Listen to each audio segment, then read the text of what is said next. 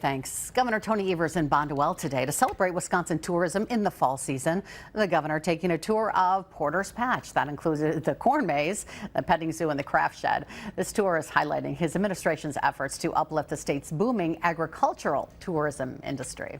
This is a family affair, and just like any other farming that happens in the state of Wisconsin, this is one that really brings people together, brings people out during the fall to enjoy this and do some fun activities here. And it's agritourism is a huge part of our state's tourism economy.